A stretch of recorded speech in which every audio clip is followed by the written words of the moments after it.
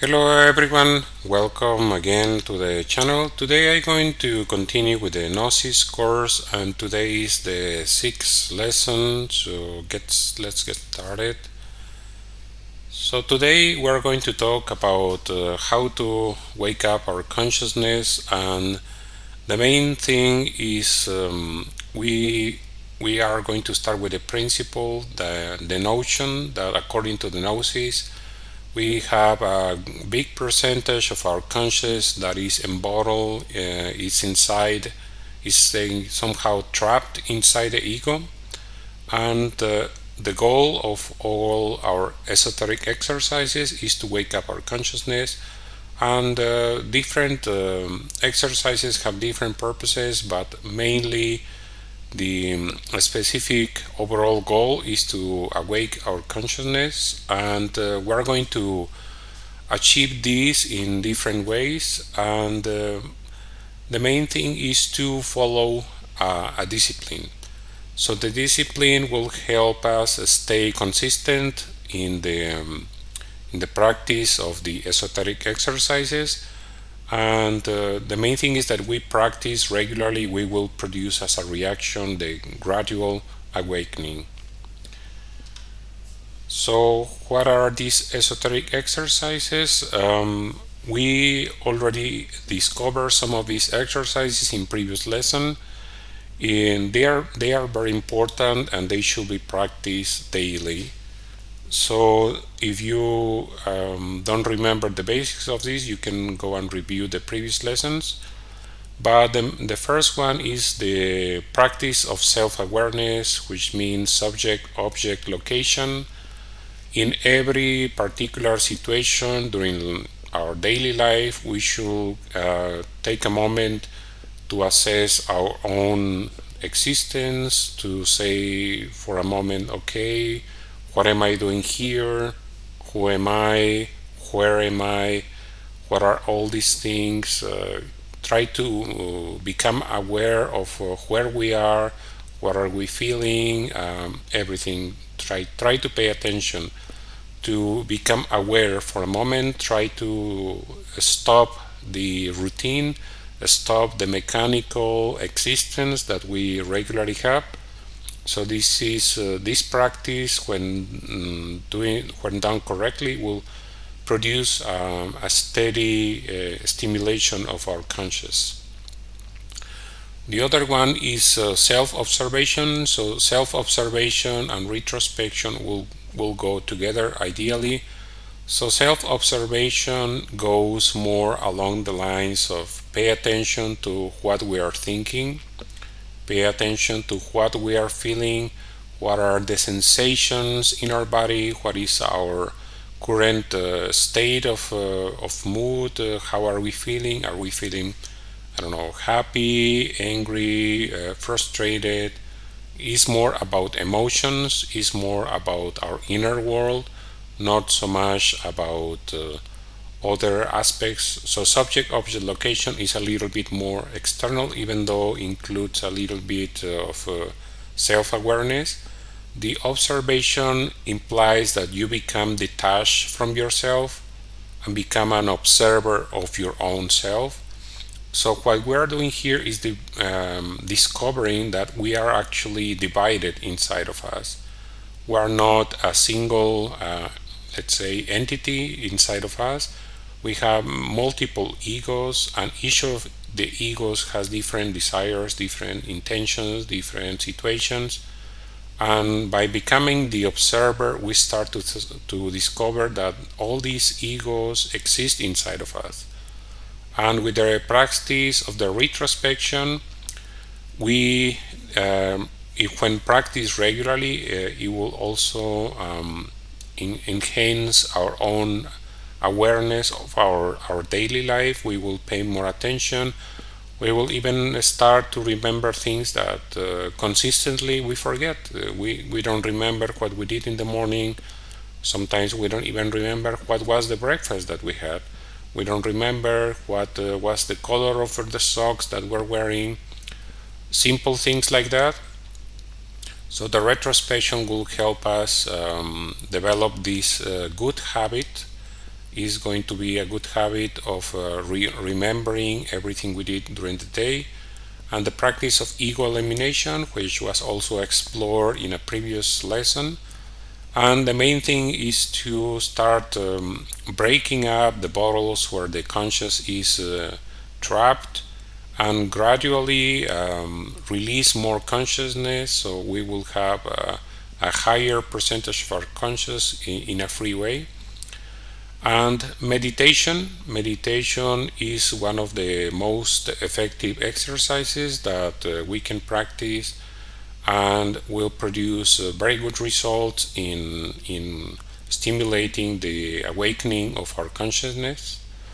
And there are other esoteric exercises that we will recommend or mention in other future lessons. So let's go and explore a little bit about meditation. Meditation is actually very simple. There are even complete courses, complete books about meditation, but couldn't be more simple than this. It's just about sitting, laying down in a comfortable pose, close your eyes, breathing deeply, and remain still. Remain still, and as part of everything that happens after that is about keeping the focus. Keeping the focus, and it is recommended to direct the attention, the consciousness attention, to something about yourself, usually about your physical body, so you can decide to pay attention to the breathing process, the rhythm of your breath, how are you breathing in and out. You can also, if you can do it, you can try to focus on your heartbeat, or you can try to focus on a specific part of your body, whatever is more comfortable. And this focus helps to relax, and helps to continue doing and directing the energy inside of us.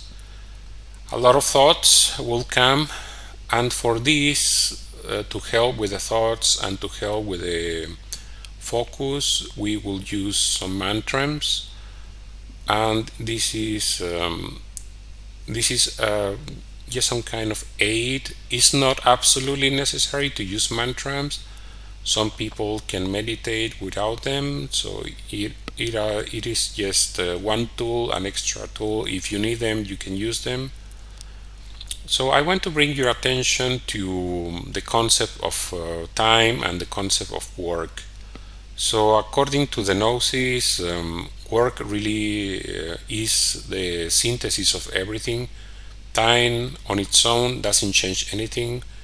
If we just let time pass, nothing will change. Sometimes, according to the law of entropy, things will actually get worse. Progressively, if we don't do anything, with time, things will get progressively worse.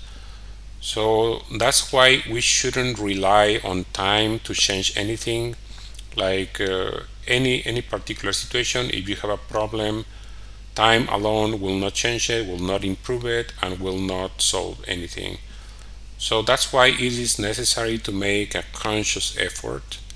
And the esoteric work, intelligently performed with consistency, will produce the results we seek. This is the basic concept about every esoteric exercise. And I want to talk again about the inner resistance and the work.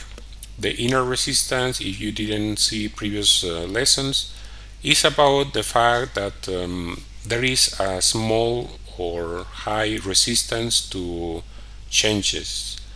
So when you start something new, let's say for example you will start to do meditation, there will be a resistance for this, and your own resistance cannot be measured by anyone else except by you.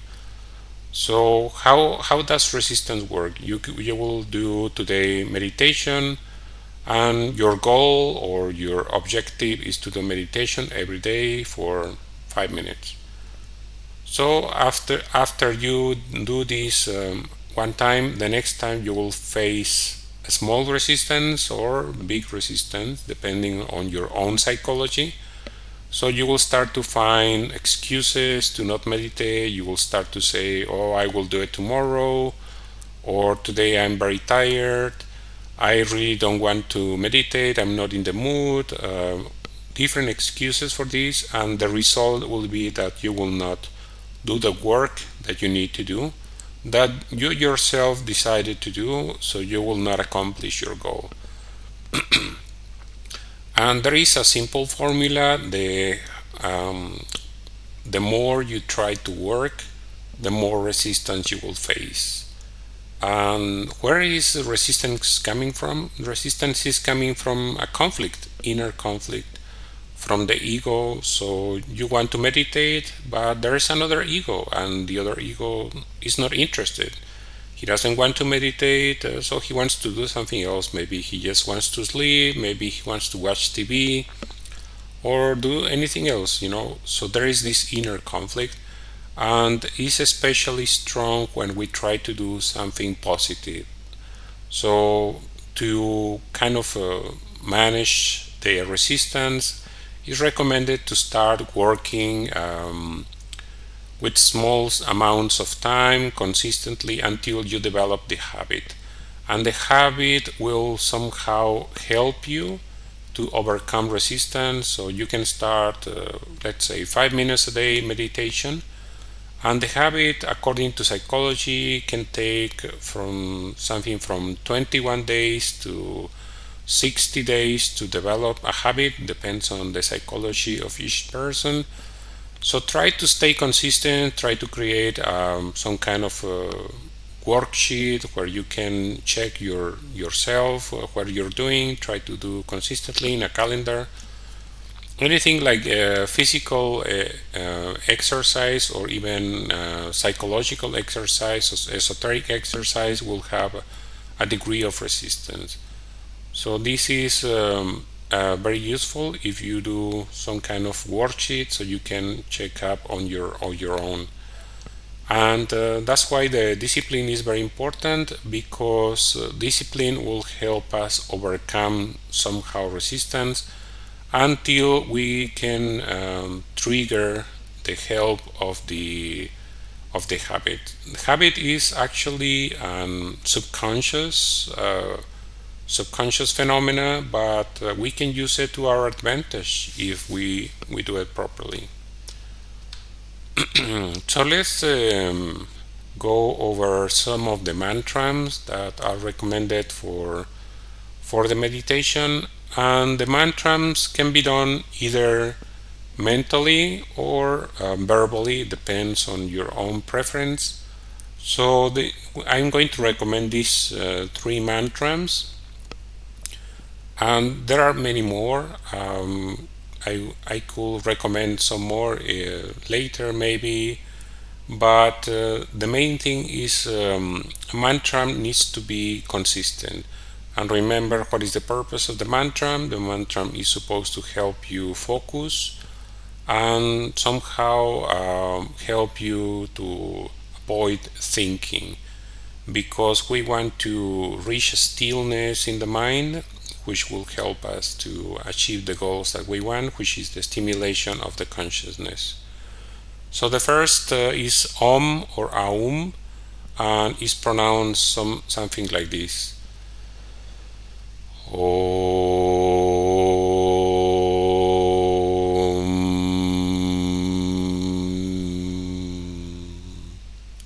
And the Aum is similar, but with the mouth a little bit more open.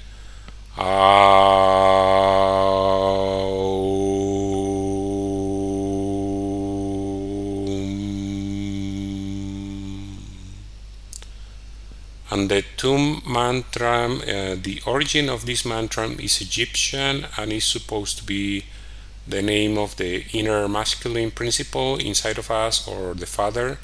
So you will pronounce this in the following manner.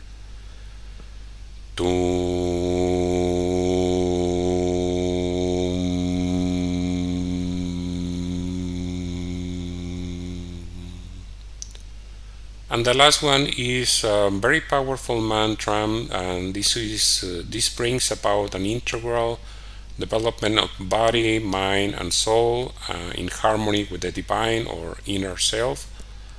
And you will pronounce it in the following manner: Om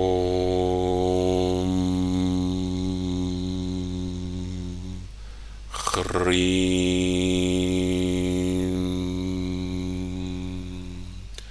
Krim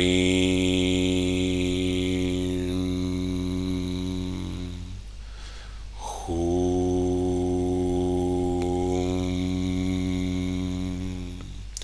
Shrim.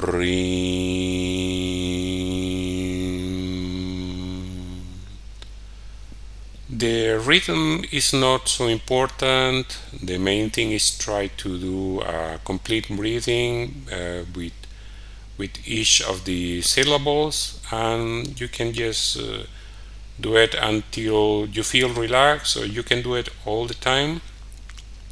It's up to you, and depending on your personal circumstances, maybe you live with someone else, you can do it mentally.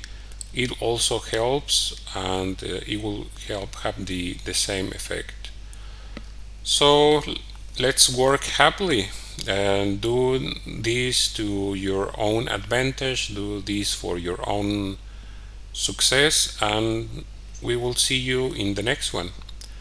I want to remind you again of the opportunity to help me support my work as content creator. In the description of each episode, I include information about different platforms you can use to support my work with donations. If you want to, you can also support my work by liking, sharing this episode in social media, or subscribing. I hope to see you again very soon. Thank you for watching.